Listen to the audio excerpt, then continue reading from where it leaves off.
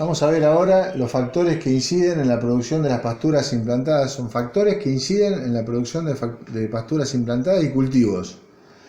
¿Está claro? Algunos de estos factores también pueden influir sobre los animales en las empresas de cielo abierto, como le hablé antes. Ahí tenemos, vamos a ir directamente. Factores que inciden sobre la producción de las pasturas en cantidad, influyen sobre la cantidad, la calidad y la distribución de estas pasturas. El factor clima y el factor suelo. El factor clima, ahí en el factor clima tenemos fundamentalmente la sequía, las inundaciones, las heladas, blanca, negra, que ya vamos a ver porque hay un tema que se llama climatología. También las temperaturas, el balance hídrico negativo, es decir, son factores climáticos. El factor suelo, ahí tenemos dos factores que son importantes, que son la superficie disponible, según qué campo va a asesorar, y la capacidad productiva. La capacidad productiva de un campo está dada por la fertilidad que tiene ese campo, cada potrero, más el ambiente, que es el clima que lo colabora. De acuerdo al clima en cuanto a las lluvias, las precipitaciones y la temperatura fundamentalmente, nos va a dar una producción. Solamente con la fertilidad de un suelo no vamos a tener un suelo productivo, un campo productivo. Pero eso va a depender de cada potrero y de cada campo, cada establecimiento, cada sistema productivo. El factor clima y el factor suelo. En el factor suelo también vamos a ver varios temas, como es la clasificación de acuerdo a clase, que ya lo vimos. Vamos a ver qué es la textura del suelo, qué es la estructura, qué es el perfil del suelo, es decir, todos los factores que hacen al suelo, las características o las propiedades físicas, químicas y biológicas del suelo, que ya la vamos a ver en la morfología. Lo más importante es que el factor clima y el factor suelo conforman el factor ambiental. El factor ambiental es fundamental porque las especies forrajeras son lo que te van a definir, es lo que dice acá, son lo que te van a definir las especies a sembrar y los niveles de rendimiento. Es decir, que de acuerdo al factor ambiental, cada especie forrajera va a tener características edafoclimáticas propias. Entonces, ¿qué significa eso? Que de acuerdo a las características de clima y de suelo que forman el ambiente, nosotros vamos a tener características edafoclimáticas propias para cada especie forrajera. De acuerdo a esas características edafoclimáticas o ambientales de clima y de suelo, vamos a tener que nos va a definir qué especie vamos a sembrar y qué niveles de rendimiento vas a tener. Si vos haces bien eso, entonces va a tener una gran producción de materia seca y va a tener determinadas especies que van a ir adaptadas a ese clima y a ese suelo. En cuanto al factor planta, es el factor recurso vegetal, es fundamental para nosotros en la materia. Ahí tenemos fundamentalmente las especies a sembrar, las variedades, seleccionar una buena variedad dentro de las especies. Digamos, dentro de alfalfa, elegir una buena variedad, la variedad que más se adecua al sistema productivo y al campo que vos tenés o al potrero que vos tenés. Un ejemplo, por ejemplo, la implantación de pasturas, las especies, las variedades, las mezclas, la planificación, las rotaciones, la producción de materia seca, la composición y valor nutritivo de las especies forrajeras, los eventos biotecnológicos, como son las especies, por ejemplo, de alfalfa RR, resistentes al glifosato. Bueno, todos esos son factores que son recursos de la planta. Acuérdense siempre cómo influye el factor clima y el factor suelo sobre qué especies vas a elegir forrajeras y qué niveles de rendimiento de producción vas a tener de materia seca. El factor animal es un factor donde tiene que ver fundamentalmente la raza, la especie animal en cuestión en el sistema productivo, sean ovinos, bovinos, caprinos, equinos, en la especie animal, las razas también, que hay una diferencia en cuanto a comportamiento de razas. Incluso dentro de razas a veces hay estereotipos, digamos, como en el caso del ando argentino, intermedio, frisio, americano, que tienen distinto comportamiento animal, la raza, la especie, las categorías, es muy distinto el pastoreo, la influencia sobre las pasturas y sobre los cultivos de una recría que la que tiene una vaquillonas de reposición, o la que tienen las vacas secas o la que tienen las vacas en ordeño. Es diferente en las categorías. ¿Se acuerdan? Siempre las categorías dentro de los sistemas productivos hay categorías de animales, que eso siempre se lo olvidan. Es decir, por ejemplo, el sistema de producción de leche, vacas en ordeño, vaca seca, recría, invernada, que después la vendés porque vos te dedicás a la producción de leche, o la vendés en la recría. Vaquillonas terneras, las terneras uno le hace mayor hincapié porque son la renovación, son el pulmotor de la renovación de las vacas de descarte, ¿está claro? Entonces es muy importante las vaquillonas de reposición, vaquillonas en servicio, vaquillonas preñadas, los toros, cuando hay servicio natural, aunque la mayoría no estamos, hay que tender hacia el servicio de inseminación artificial. El factor manejo, ahí tiene mucho que ver el sistema de pastoreo que vos utilicés, la carga animal, la carga instantánea, la presión de pastoreo, que ya la van a ver generalmente en producción 2 y en producción 3, y el tiempo de estancia, el tiempo de descanso de la pastura, es decir, todos factores de manejo y de carga animal y de presión de pastoreo. Todos estos factores son factores que conforman un ecosistema que influye sobre la producción de pasturas, sobre la producción de cultivos en cantidad, calidad de producción, y también puede influir en algunos casos, también, se los digo ahora, pero no es el caso de esta transparencia, sobre los animales en sí.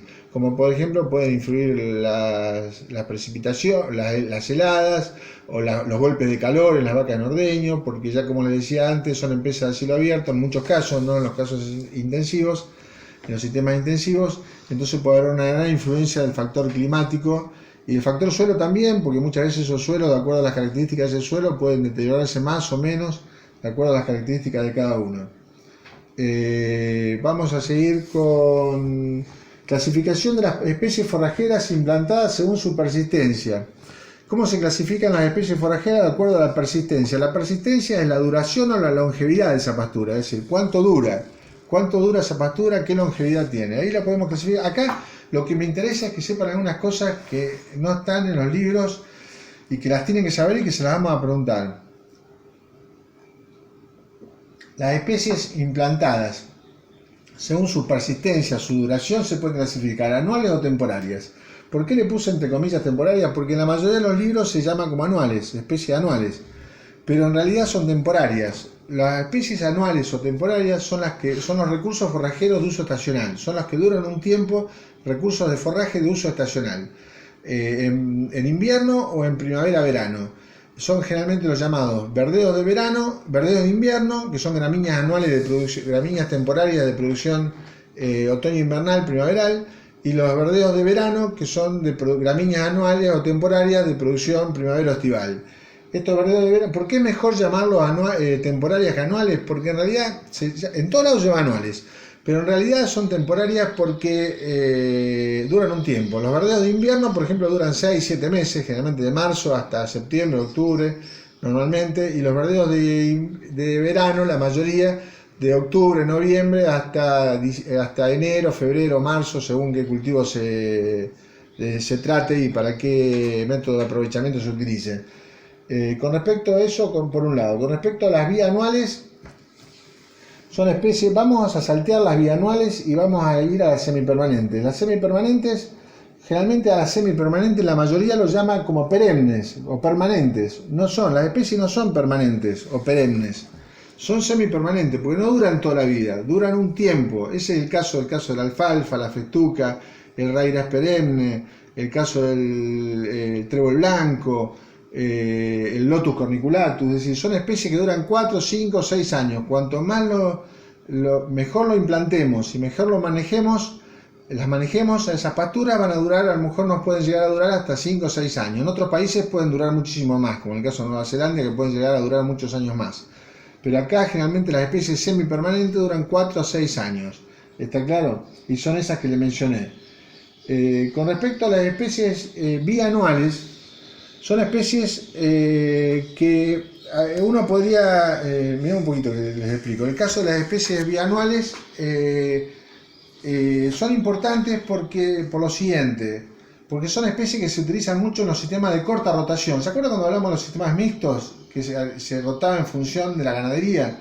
Mixtos, ganadería, agricultura. Se rota, de agricultura a ganadería, que se rota en función de la agricultura. En cambio 1, 2 y 3 generalmente, hasta 4. Entonces rotaba en función de la agricultura. Entonces la ganadería generalmente se hace en pasturas de corta rotación, 2 años. Esas se utilizan las bianuales, son cortamente semiperennes. El caso de la chicoria, trébol rojo, cebadilla criolla, Meilotus alba, es decir, según qué tipo de campo, son especies que generalmente son anuales, que se comportan como cortamente semiperennes o bianuales por resiembra natural, o por la época de siembra, o por el manejo que se le da, o son especies que son semipermanentes, pero que por problemas fitosanitarios y por problemas de sequías y otros problemas más, se pueden comportar como bianuales. ¿Está claro? Entonces, ese es un tema. Se utiliza mucho en las pasturas de corta rotación. Acuérdense, el caso de la chicoria, el caso del trébol rojo, el caso de la cebadilla criolla son los más comunes.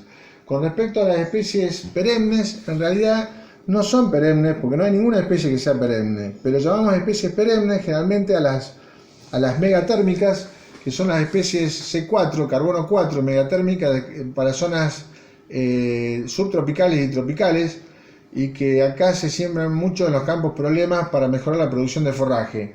El caso del gramarrodes, son especies que, el caso del gramarrodes típico, que son especies que no duran toda la vida, pero que duran 10 a 11 años, por eso se lo llama como perenne. El caso del buffelgrass, el caso del Gatton Panic, bracharias, mijo perenne, etc. Así que bueno, esto es un poco la clasificación. Acuérdense muy bien con respecto a que es mejor llamarlo temporarias que anuales, y que por qué se llama semipermanente al caso de la alfalfa, por ejemplo, porque no duran toda la vida, y las perennes, que tampoco duran toda la vida, pero que duran 10 o 11 años, generalmente el caso de gramarrode, no a lo mejor tanto el caso de Gatton Panic y el buffelgrass o otras C4, depende de cada una, y depende del campo y depende del manejo. Esto es un poquito hasta acá llegamos ahora, y vamos a seguir con la próxima diapositiva.